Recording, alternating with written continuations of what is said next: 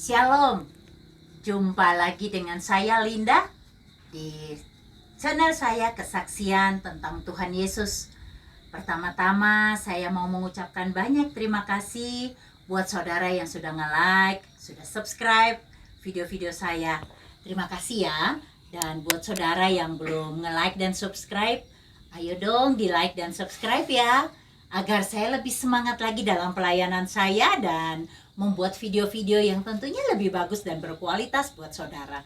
Nah, hari ini saya ada di lereng gunung dan saya ada di lereng gunung di Dusun Gedong.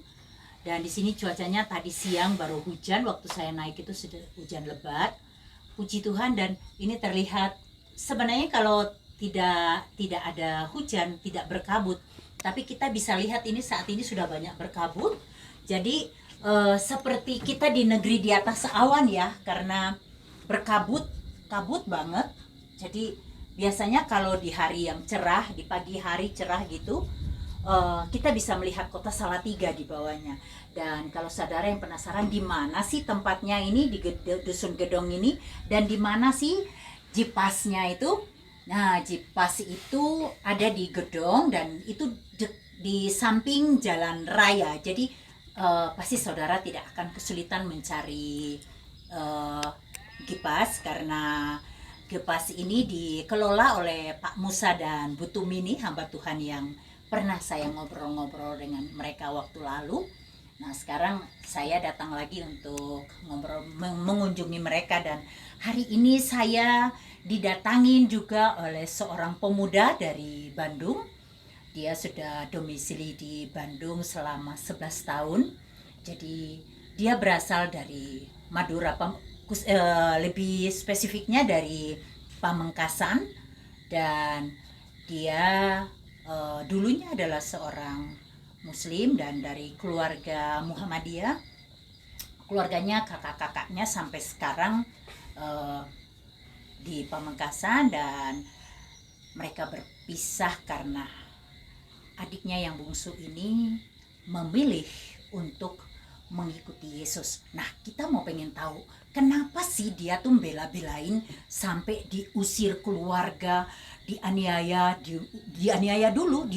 dan diusir dari keluarga, terbuang, bahkan semua hilang haknya dia sebagai anak, sebagai saudara, hilang. Dia tidak ada komunikasi dengan kakak-kakaknya, walaupun di dalam hati dia sangat merindukan mereka, tapi sampai saat ini mereka belum bisa berhubungan.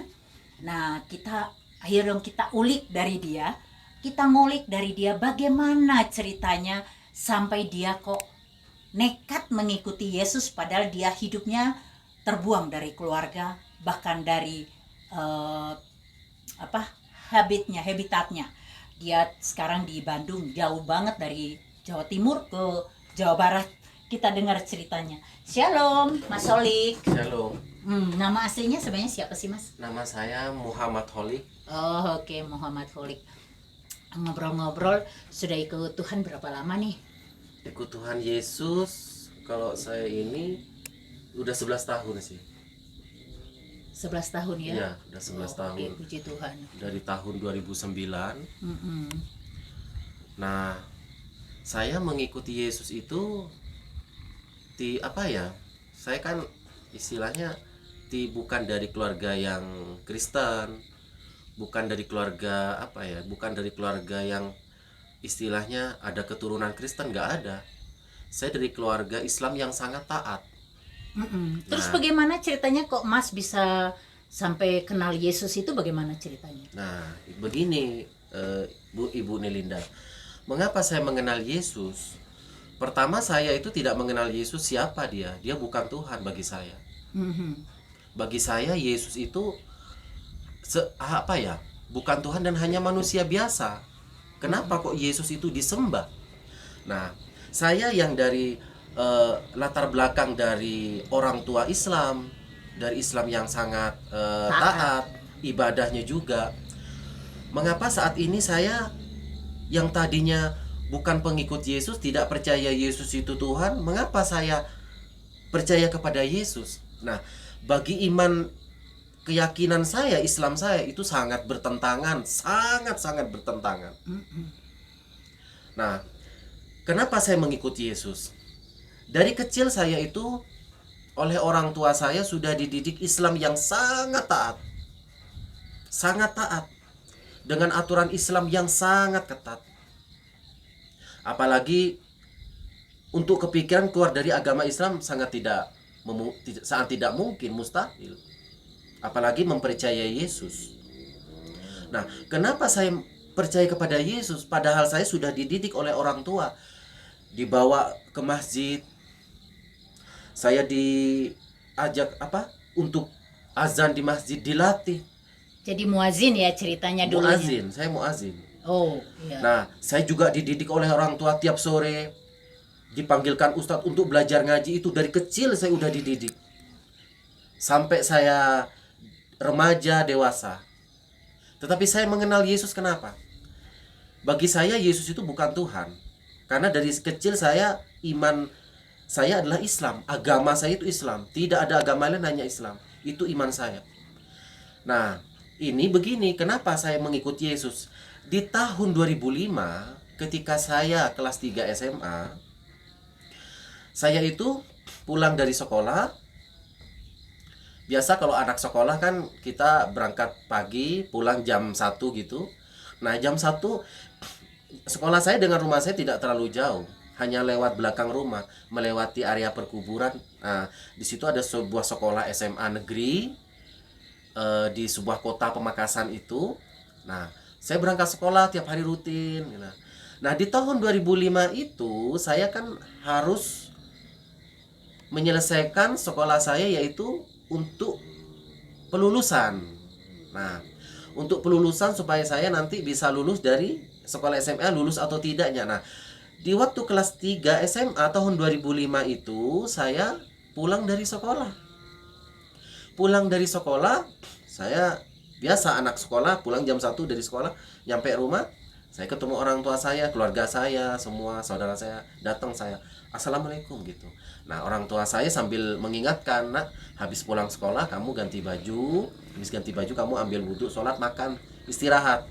Saya tanya, saya jawab kepada orang tua, ya baik Pak Ayah, kata saya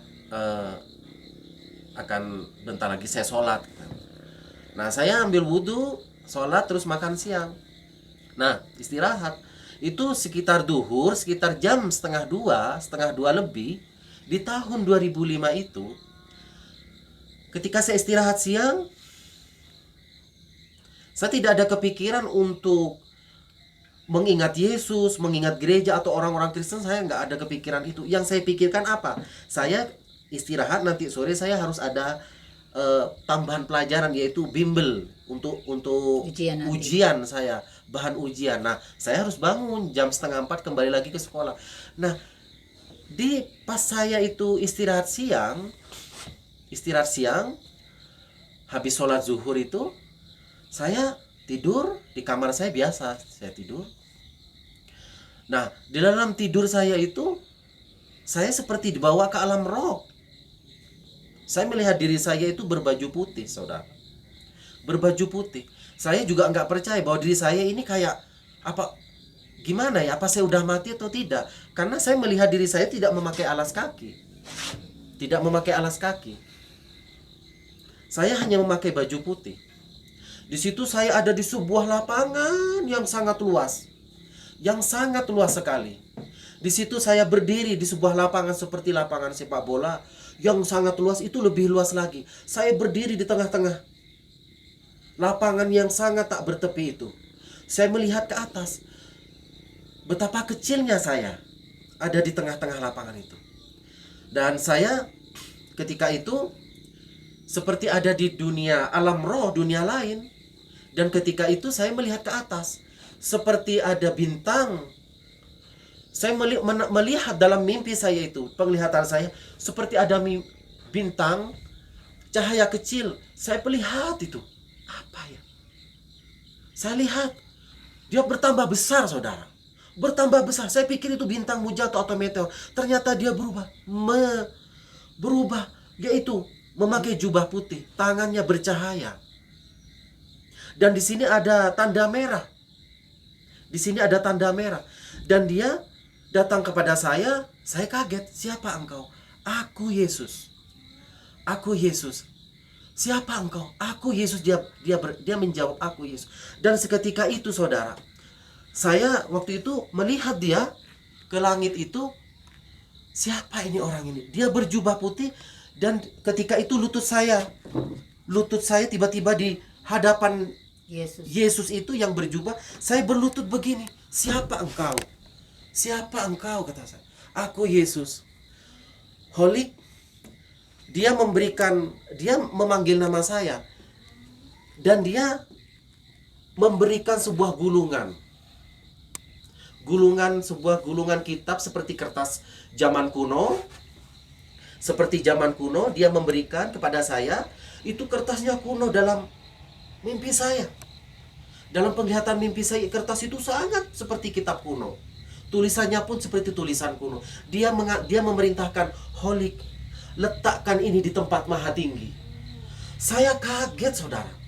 Saya kaget. Dia mengatakan, letakkan ini di tempat maha tinggi. Karena saya diperintah dalam tidur alam roh itu. Saya diperintah, lalu saya berdiri. Saya naik ke sebuah tangga. Yang gak bisa kita bayangkan. Itu hanya bisa dilihat dari alam roh, dari iman. Itu seperti ada tangga yang sampai ke langit. Sampai ke langit. Dan di langit itu ada sebuah tempat, yaitu meja. Seperti meja. Dan di dalam meja itu paling atas sendiri. Dan saya meletakkan gulungan kitab itu ke tempat yang paling tinggi. Karena saya diperintah letakkan ini di tempat maha tinggi. Dan sesudah saya letakkan, saya turun kembali dari tangga yang dari langit itu. Saya turun perlahan-lahan. Saya turun. Dan dia berkata kepada saya, ketika saya turun, saya berkata, saya sudah lakukan. Dan dia berkata, Holy, ikutlah aku, jangan takut. Saya di situ menangis, saudara. Menangis. Saya berkata, waktu itu saya, astagfirullahaladzim, ini apa? Ini mimpi apa? Saya sampai istighfar. Tidak mungkin saya didatangi Yesus, saya juga gak kenal sama dia. Dan dia berkata, Holy, ikutlah aku, jangan takut. Dari situ dia terangkat ke langit. Dan jubahnya putih berkilau. Dan dia berlilitkan emas. Dia agung. Sangat agung. Dan dia mulai ke atas. Terus dia berpesan, jangan takut, jangan takut. Dan dari situ saya bangun. Dari tidur saya bangun. Ini apa ya? Langsung saya berkata, Tuhan, ya Tuhan, saya mau ikut Engkau. Dari situ saya mengatakan, Tuhan. Dari situ, dari mulut saya terucap Tuhan. Yang saya hanya katakan, iya Tuhan, saya mau ikut Engkau. Holik, ikutlah aku, jangan takut. Nah dari situ saudara. Nah dari situ saya tidak berani menceritakan hal mimpi ini kepada siapapun. Karena kalau saya ceritakan mimpi ini, tidak mungkin orang percaya. Tidak mungkin. Mustahil orang percaya. Apalagi saya orang Islam yang dididik dari keluarga yang taat. Mengapa? Saya didatangi oleh Yesus. Bagi saya itu suatu hal yang mustahil. Dan bagi orang tua saya, bagi orang lain mustahil. Yesus datang dalam diri saya. Dan saya tidak berani menceritakan saudara. Saya tutup rapat itu mimpi itu. Di tahun 2005 saya tidak berani bercerita. Tahun 2006 berganti tahun 2006, 2007 saya tidak bercerita. Di tahun 2008 saya mengatakan sejujurnya kepada orang tua saya dan kepada saudara saya. Waktu itu saudara saya lagi ada di dapur. Saya lupa itu, waktu itu posisinya dia lagi di dapur karena posisi itu saya lagi di rumah. Saya ingin mengatakan seakan-akan di sini ada hati yang guncang dalam diri saya. Karena saya masih, iman Islam saya masih kuat. Saya harus mengatakan, tetapi dalam diri saya harus mengatakan seperti ada roh, yaitu iman yang harus dikatakan seperti begini. Holik, iman tidak boleh engkau simpan, harus engkau katakan dan nyatakan. Dari situ saya menangis, saudara. Dan situ itu peperangan bagi saya. Tidak mungkin saya mengatakan itu kepada saudara saya, keluarga saya, semua keluarga besar saya, tidak berani.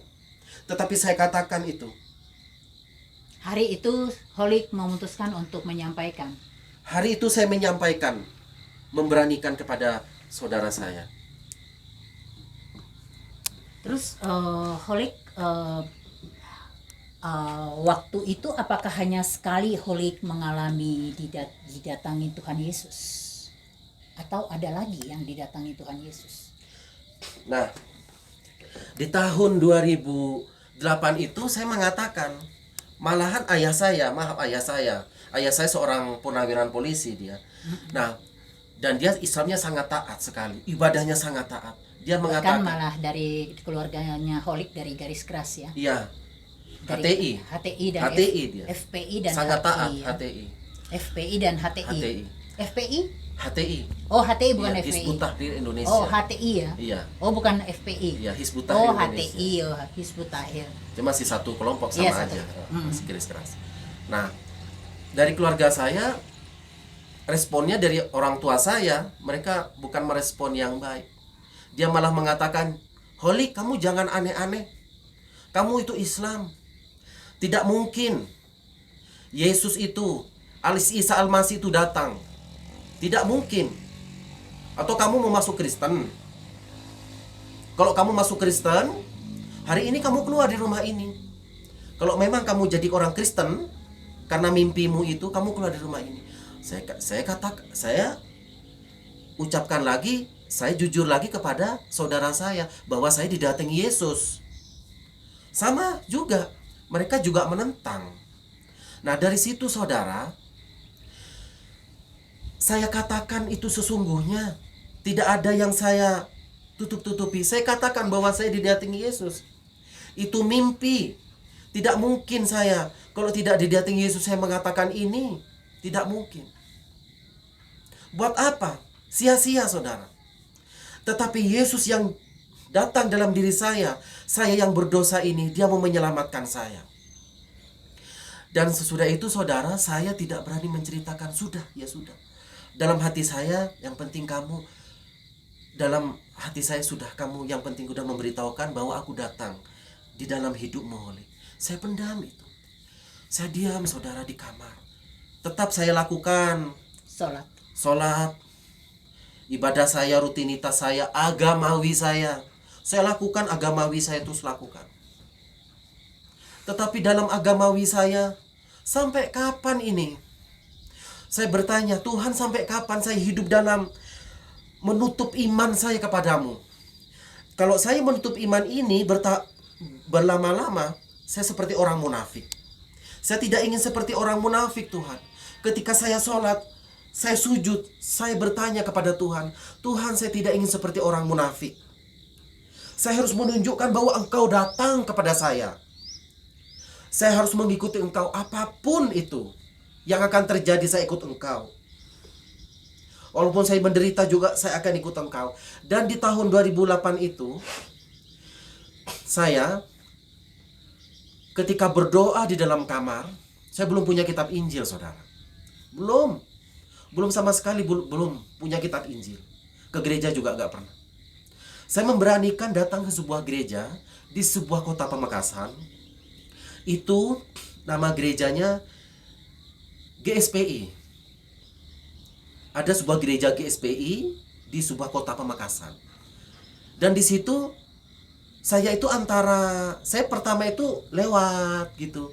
Lewat depan gereja, balik lagi, kembali lagi, balik sana sini. Jadi saya antara mau masuk atau tidak ke dalam gereja itu. Karena saya nggak pernah masuk gereja, saudara. Makanya saya orang Islam. Saya tuh kalau masuk gereja, bagi saya itu hal yang haram, najis. Sangat najis sekali, akidah itu. Sangat bisa-bisa saya jadi malah saya udah jadi kafir itu. Kalau udah masuk ke gereja udah kafir bagi iman saya itu. Saya waktu itu masuk ke gereja, di situ ada pintu gereja lagi buka sedikit, waktu itu hari Minggu. Kebaktian. Lagi memuji Tuhan. Mereka, kok gini ya memuji Tuhannya ya. Di situ ada bangku-bangku, ada salib, ada mimbar. Di situ sangat bersorak-sorai di situ. Saya sangat takut. Masuk enggak ya? Masuk enggak ya? Nah, ketika itu saya permisi kepada orang gereja, Pak, saya boleh ikut? Ternyata orang gereja langsung merespon, oh boleh. Dia nggak nanya kamu siapa, enggak. Siap, boleh. Saya duduk gini, bengang-bengong gini. Oh kayak gini ya ibadahnya orang Kristen, kok tepuk tangan kok sukacita ya, kok beda sama saya yang kayak jengkang-jengking nggak apa ya, sampai ini sholat tiap waktu gini. Nah, sampai sholat sampai terus saya sholat, tapi ibadah memuji Yesus begini sangat ini sekali, bahagia, terpancar sukacita gitu loh, rasa syukur mereka. Walaupun mereka orang Kristen tuh susah, mereka tetap sukacita, ada kedamaian. Dan setelah itu saya duduk, saya ketemu sesudah ibadah kebaktian ini di gereja ini, saya langsung mengatakan sama hamba Tuhan itu, Pak, saya pengen ada sesuatu yang saya ingin katakan sama Bapak, kalau boleh saya minta izin. Dia bilang, hamba Tuhan itu, apa?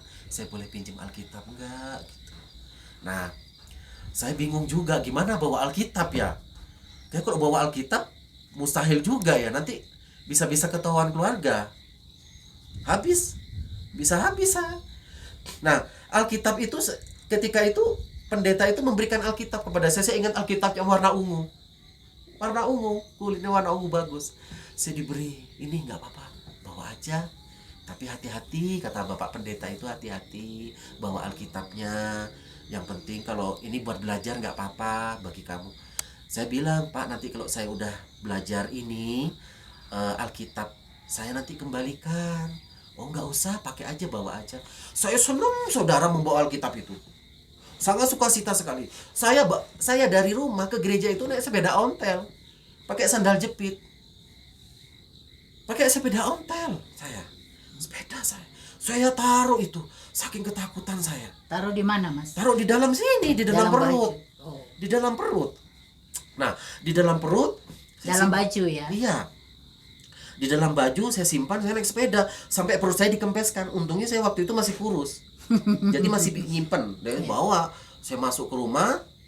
Saya ada keluarga saya datang, saya diam aja, biasa aja, nggak menunjukkan rasa curiga, saya diam. Saya senang bawa Alkitab itu, tapi deg-degan juga. Saya diam. Saya masuk ke kamar. Saudara, saya bernafas lega masuk ke kamar itu. Terus saya bersyukur, terima kasih Tuhan, terima kasih Tuhan. Akhirnya saya bisa memegang firman Tuhan ini, Alkitab ini. Terima kasih Tuhan. Oke, saudara,